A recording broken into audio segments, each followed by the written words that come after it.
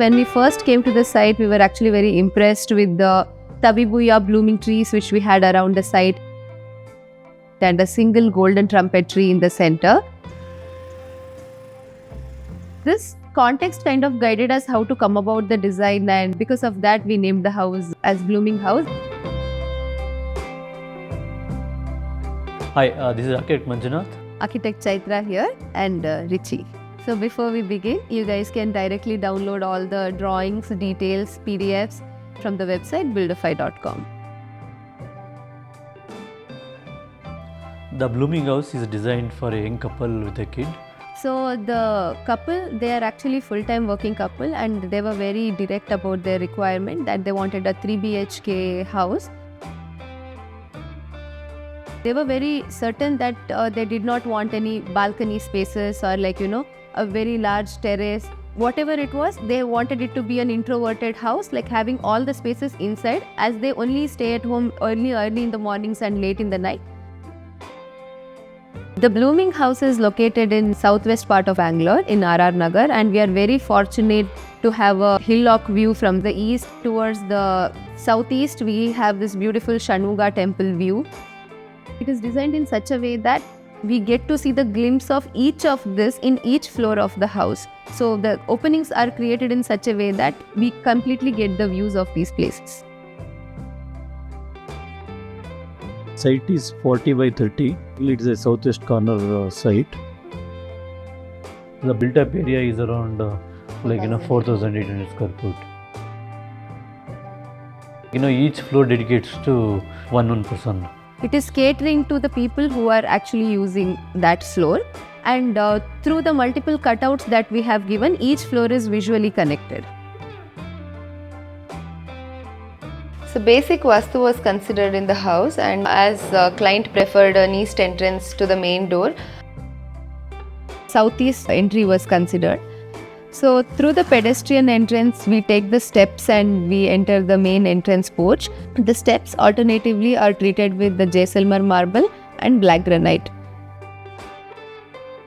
As you're entering through the steps itself, from the entrance you get to see this beautiful water body, which also is connected from inside the living. So from the entrance porch we enter into the living. It's a very open living because on the one side we have a stair court, on the other side we have the water body, and behind is the green court. It seamlessly opens into the courtyards beyond that. Client was wondering whether they can have a swing or not because of the compact space, but we wanted to make sure to accommodate a swing for them. We designed the swing in such a way that with a low backrest and staircase as a backdrop to it. So this kind of acts like an installation, and it won't hamper in any movement of the swing as well. The living further opens into the dining, which has an open kitchen on one side and puja on the other. Puja has a really good volume with the double height above. The puja court gets its maximum light from the skylight, also from the window beyond that. In this house, mainly we have not gone with any peripheral walls. It's all concrete panels, and there are no internal walls as well. All the partitions between the two spaces, like living and kitchen or dining and guest bedroom, are all dual side usable partitions. Through the sculptural cantilevered staircase, we reach the first floor. These steps are actually supported with MS on the inside and covered with timber on the outside. Along the section, it is almost triangularly shaped with the chamfered edges and kind of mirrored along to create a very sculptural and unique staircase pattern. In the first floor, we reach this floating bridge, which leads us to the master bedroom on one side and the library space on the other. This complete floor is actually dedicated to the couple and the spaces that are designed particularly for them. Towards the east, library and courtyard spaces have been designed. We have created a green patch which allows us to get early morning filtered sunlight, as well as allows us to have the view of the hillock beyond that. This space is mainly characterized with this umbrella breccia tree. So we deliberately wanted to make sure that this grows through this double height actually. So we have created a cutout also here to the multi-purpose space. This not only allows us to connect visually, but this is connecting the parents and the son's floor so that they can always be connected. Along the southwest corner, master bedroom has been designed. The master bedroom doesn't directly open into the bed space. This opens into a buffer bedroom lounge.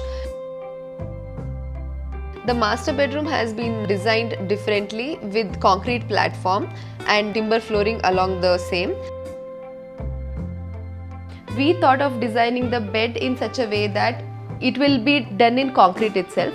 So it's a solid concrete platform which can be multi-purpose, like you can just sit on the side of it. The mattress is just placed on top of it. Master bed leads us to the master dress and master bath from there. So in the master bath also, along the periphery, we have a green patch which gives us a good ambience in the bathroom. We take the stairs and reach the next floor, which has been designed for son's bedroom and spaces for him around that. So the triple height has been provided so that there is a visual connection to all the floors. The multi-purpose area has been given along with the son's bedroom so that this will be a good space for him and his friends to come and do all the activities and everything.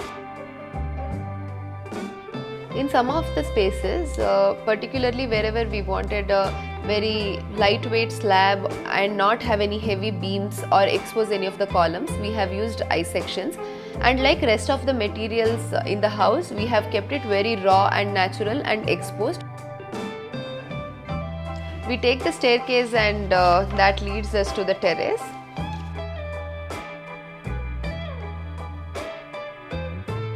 Amphitheatre was not originally in our plan. So we had created partial sloping roof on one side of the facade, which was facing the hill as well. So we felt that why not use that to the advantage and create multiple level seating spaces. That created a very unique amphitheatre space. And I think the best feeling was that even when it was just not yet finished, under construction itself, clients had sent us a picture sitting and having pizza there. So I think that was one of the very satisfying moments for us also.